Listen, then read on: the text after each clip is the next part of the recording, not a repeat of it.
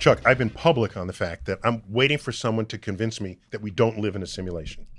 I've heard you say it. The arguments put forth have been quite convincing to me. And most of the best arguments are traceable to a guy named Nick Bostrom, a philosopher at the University of Oxford. Okay. Here's the argument. Ready? Go ahead. Our computing power is growing rapidly. Right. We create simulations of worlds.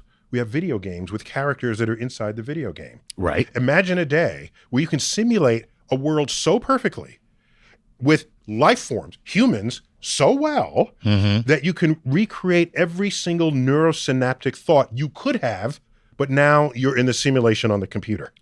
So, including the perception of free will. Well, there you have it. Because so now you would have enough computing power to imbue the Sims inside of the program with all of the human traits that we possess now. Correct. Not only our human traits, but the world. But the world. The world itself. Right. And you don't have to have all the world existing there at all times. Right. That might be an unrealistic amount of computing power. Right. You just need enough of the world that they see around them. That they see around them. Right. So you want to start digging. And that's so funny. And I haven't put the earth there. There's a flag that goes up in the programmer, and they say, need more earth. So they put earth beneath you while you can keep digging. It's like the Truman Show. Yeah, well, for example. Okay. Cool. Or does Minecraft, you can build or stuff? Minecraft. Right. Oh, that is Minecraft. Right. Okay. God, that guy's a brilliant genius. Okay. So and we went to the moon. It's okay, let's make sure the moon is there. Right. Okay. Maybe that's why we can't travel faster than the speed of light. Because if we could, we'd be able to get to another galaxy before they could program that galaxy. So much fun. So the programmer put in that limit. Put in the limit. Because that's the fastest they can get. We can't program fast enough. So we put in a limiter. The speed of light is a limiter so that you can't get to the next thing before we build it. All right, so let me finish. That's good. That's good, Chuck. All right. So let me finish this. So now that world evolves and they develop computing power. Right. And they say, we want to play video games. So now we're going to make a world. So then they make a world and they have sufficient computing power that they invent to create a whole universe within their computers. Okay. And then they make a world.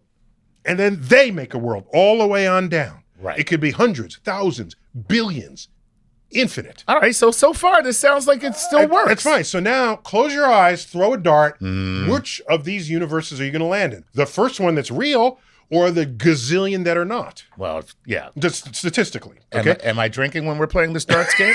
Because then you missed entirely everything. No. So yeah, there's something called Bayesian statistics where you're allowed to introduce information that you already have available to you, even if you didn't measure it to be true. So we establish the likelihood that one day we'll have the power to do this. Right. And then that factors into these statistics. Okay. So there's 1 in a zillion, you're the real universe, and 999 zillion to 1 that you're a simulation. That convinced me. And I don't want to be convinced. I didn't like it. And I was just begging for somebody to give me an argument that was cogent enough to undermine that entire reasoning. And I just came across one. Who? Okay. It's a good friend of mine, Rich Gott. All right. He was a colleague of mine back when I was at Princeton. All right. Deep thinker, likes calculating the ends of things. Nice. With Bayesian statistics. He's heavily quoted in this book, The Doomsday Calculation. And William Poundstone is a smart guy unto himself. And I am now convinced. Now you're convinced. Are you ready? Okay, go ahead. What do all these So here is what convinced me we are not in a simulation. Okay. Are you seated? All right. I'm seated. Are you hold on. I'm going to hold. Okay. All right. What do all those simulated universes have in common? They're simulations. They have the power to simulate themselves. That's what I'm saying. They're simulations. No, they have the power to simulate themselves. Right. Oh, okay. Yes. That's what they all have in common. They make a simulation. They have that power. Exactly. To simulate themselves exactly. Do we have that power now? No, we don't. No, we don't. Which means that we can't send it. We can't send ourselves into the future as a simulation because we don't have that power yet. So we can't continue the chain. So either we are the real one, right, or we're the one in the chain that's still evolving to try to then make a simulation within their own world. Right. So the odds of us being a simulation goes from a gazillion to 1. I mean, to the likelihood of right. Gazillion, all right. It flips. It flips. 50-50. Wow. And I'm good with that. That changes my life completely. Yeah. Okay? And no longer are your kids going to say, Dad, it doesn't matter. We're in a simulation anyway. No, you got an argument now. You have a rebuttal. Exactly. Now, a quick one. I have to do my homework. I go, ready? Go ahead. Maybe these simulators have a side activity where they like reminiscing about days before you could simulate. That would be us. So now we're Donkey Kong. Donkey Kong or Pong. We're classic. Yeah. Classic gameplay. So maybe we're just entertainment, like a historical exercise. Right. That's possible in principle. However, let's look at our own conduct with that regard. Okay. All right, think of a movie as a simulation, just for the sake of Which this it kinda conversation, which it kind of Kinda is. is. Ask yourself, how many movies have been made in a time before we ever knew how to make movies? Relative to movies made in the era where we know how to make movies.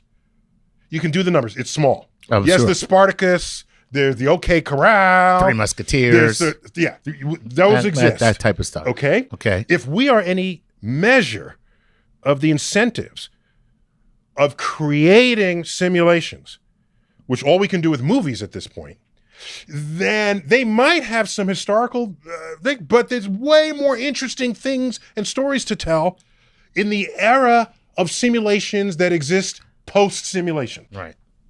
And yeah. So even if there are some period pieces that we might be, still most of these would be universes made after they could simulate themselves. Right. If our movie making habits are any indication of anything. So the chances are we're not a little offshoot, like a little Statistically. side project. We could be, just statistically, it's Probably not not. likely. Right. Because we're throwing darts. Right. And most of the stories they're going to simulate are going to be the ones that are in the era of the time they could simulate themselves. So that still brings us back to we're probably either the first or we're on our way to being the next. On our way to being the next. That's Right. correct. One or the other. That's more likely than any other possibility here. Wow. And so I can now rest well at night. So no simulation. Yeah, I'm good. I think I'm real. I think you're real. I think we're good. Well, real recognize real. So yes. I forgot about that expression. Real recognize real. Real recognize real. You got so it. there you go. Chuck, fist Yeah. bump on Boom, that. boom. Star Talk. Yeah. Signing out.